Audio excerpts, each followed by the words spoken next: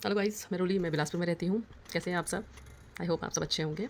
तो आज ये जो व्लॉग मैं बना रही हूँ, वो एक इंसिडेंट हुआ और वो मुझे बहुत पर्सनली अंदर से फ़ील करा गया, क्योंकि शायद हम भी अपने पिता की 3 बेटियाँ हैं इसीलिए। एक पिता की इज़्ज़त शादी के दिन उसके जो ल बेटी के ससुराल वाले होते हैं, वो कितनी नीचे गिरा सकते हैं, ये कल मैंने देखा। कल हम एक शादी में गए थे, मेरे हस्बैंड जो हैं, उनके एक कलीग हैं, तो उनकी बेटी की शादी थी कल, तो हम वहाँ गए हुए थे। बहुत अच्छा अरेंजमेंट था, खाना-पीना सब कुछ बहुत अच्छा था, डेकोरेशन वगैरह पूरा प्रॉपर उन्होंने बहुत अच्छे अरेंजमेंट किए हुए थे। सब बहुत खुश थे, सब कुछ अच्छा चल रहा था, बाराती, घराती सब बहुत खुश थे और जो ब्राइड और ग्रूम थे हमारे वो भी बहुत खुश थे और वैसे उनका इतना बड़ा दिन है उस दिन, तो खुश तो सब कुछ बहुत अच्छा चल रहा था।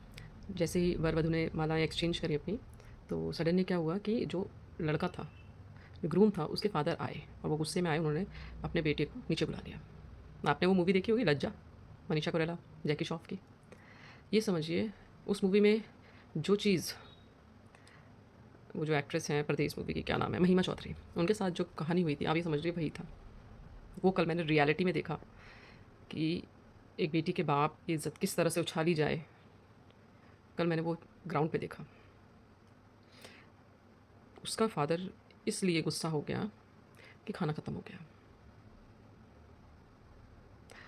और इसमें गलती उसके फादर की नहीं थी, गलती उन लोगों की थी जो गेट क्रैश करते हैं शादियों के टाइम पे, जिन्हें इनविटेशन नहीं होता और फिर भी वो शादियों में जाके इस तरह से करते हैं, खाना खा लेते हैं जाके। आप ये सोचिए वो फादर जिसने अपनी ज़िंदगी भर की कमाई लगा दी है अपनी बेटी की शादी में, क्या उसने खाने के अरेंजमेंट नहीं किए होंगे? उसने किए, सारे अरेंजमेंट किए, बहुत अच्छे किए। लेकिन कुछ लोगों की वजह से आज उसको इतना शर्मिंदा महसूस होना पड़ा और मैं आपको बता नहीं सकती, वो लड़का और लड़की दोनों स्टेज से नीचे उतर आए। हमें पहले लगा कि मेबी कोई रस्म होगी या कुछ होगा, बट थोड़ी देर बाद ये रियलाइज़ हुआ कि बहुत हंगामा हो रहा है। उसके जो ससुराल पक्ष के लोग थे बहुत चिल्ला रहे थे और उनके उनका बेटा उनके चरणों में गिरा पड़ा था और वो लड़की और लड़का, मतलब उनकी आँखों में आँसू थे। बस ये है कि वो लड़की रो नहीं रही थी, बट उसकी आँखों में आँसू आ गए थे और मैं दाद देती हूँ उस लड़के की, वो लड़का बहुत समझदार था। जो ग्रूम था कल, वो बहुत समझदार लड़का, बहुत शांत लड़का। लेकिन उसके पिता ने बहुत इज़्ज़त उछाली, वहाँ इतने लोग थे उनके सामने, वो इस तरह से बिहेव कर रहा था। ये बात वो चाहता तो वो शांति से भी कर सकता था। ऐसा नहीं है कि अरेंजमेंट हुआ नहीं बाद में, सब कुछ हुआ, सब लोगों ने खाना खाया, हम लोगों ने भी तब खाना नहीं खाया था, हमने भी खाना खाया। तो ऐसा नहीं था अरेंजमेंट हुआ नहीं। लेकिन क्योंकि वो लड़के वाला था, इसीलिए उसने ये ड्रामा किया। वो ये बात आराम से जाके भी लड़की के फादर से या उनके भाइयों से, उनके रिश्तेदारों से मिलके बैठ के बात कर सकता था इस मैटर पे, लेकिन नहीं, वो लड़के वाले हैं, वो कैसे बैठ सकते हैं? वो तो इज़्ज़त उछालेंगे, लड़की वालों को नीचा दिखाएँगे। ये होता है एक बेटी के बाप होने का, कहते हैं ना, एक बेटी के बाप होने की ज़िम्मेदारी ये बड़ी तकलीफ़मय होती है। हम 3 बहनें हैं, हमारे फ़ादर ने हमारी शादी की है। हम वो चीज़ अच्छे से समझते हैं कि एक बेटी का पिता होना क्या होता है। कल उस चीज़ को देख के मुझे खुद इतना टची फ़ील हुआ, उस चीज़ को देख के बहुत,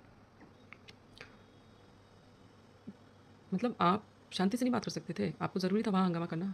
वहाँ मेरे ख़्याल से 200 लोग, 300 लोग थे उनके सामने, उन्होंने इस बात को उछाला, इस बात में उनकी इज़्ज़त उछाली। अब वही 200-300 लोग जाके पूरे सब जगह बताएँगे सोसाइटी में कि भैया उनकी शादी में गए थे, ऐसे अरेंजमेंट थे। कितनी बदनामी करी उस बेचारे ने, अपनी ज़िंदगी भर की कमाई लगा दी और फिर भी कहते हैं ना, 4 आदमियों को आप खाना खिलाओ, फिर भी क्या होता है? कुछ नहीं।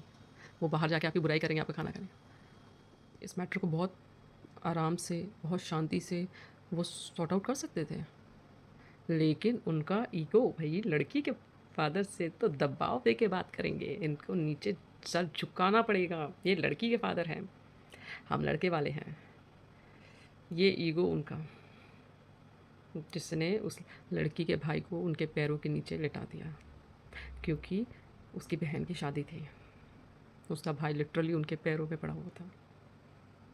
सोचिए आप, और उस लड़की के दिल पे क्या बीत रही होगी। वो लड़का इतना समझदार था कि उसने सारी चीज़ें सॉर्ट की और सारी चीज़ें सॉर्ट होने के बाद एक आधा घंटे का ड्रामा चला। उसके बाद वो दोनों ऊपर आए और स्टेज पे जब आए तो वो लड़की की आँखों में आँसू थे। वो लड़का भी, मतलब उनका इतना स्पेशल डे था, सिर्फ़ एक उनके ईगो के चक्कर में उनका स्पेशल डे आपने ख़राब कर दिया। बताइए। उनका इतने खुश थे सब लोगों ने, आपने सिर्फ़ मतलब इस चीज़ को लेके, जिस चीज़ को आप शांति से सॉल्व कर सकते थे मैटर को, उस चीज़ के लिए आपने सब लोगों के मूड ऑफ कर दीजिए। ना घर वाले खुश, ना ससुराल। और मैं देख रही हूँ जैसे ये सब मैटर सॉल्व हुआ आधे घंटे बाद, जब हम लोग खाना खा रहे थे, उनकी टेबल लग चुकी थी, टेबल पे पूरा खाना था। वो जो मूवी का सीन था ना, जिसमें वो बार बार बोलता है, रजा मूवी का, हम उठ जाएंगे, हम उठ जाएंगे। वो तो लड़का समझदार था, इसलिए वो उठा नहीं। अगर कोई बेवकूफ़ होता तो ज़रूर हो जाता, लेकिन नहीं। चलो अच्छा है, शादी अच्छे से हो गई हो, लेकिन बहुत गलत किया। आप बताइए, क्या ये सही था? क्या एक लड़की का फादर होना कोई गुनाह है क्या? ये मैंने सिर्फ ये नहीं देखा कि मिडिल क्लास में है, सभी जगह है।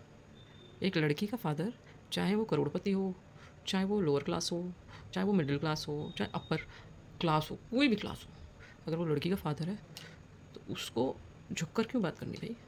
आपने बेटा पैदा किया, उसने बेटी पैदा की, फ़र्क क्या है? क्यों उसको इतना झुकाया जाता है? मेरे को तो समझ में नहीं आता क्यों हमारी सोसाइटी में आज भी ये चीज़ें क्यों हैं। इज्जत उछालने से अच्छा है किसी की आप आराम से बात करो। किसी की इज्जत उछालने से कुछ नहीं मिलता। चलिए, मिलते हैं अगले ब्लॉग में। तब तक के लिए बाय बाय। Take care. जय श्री राम।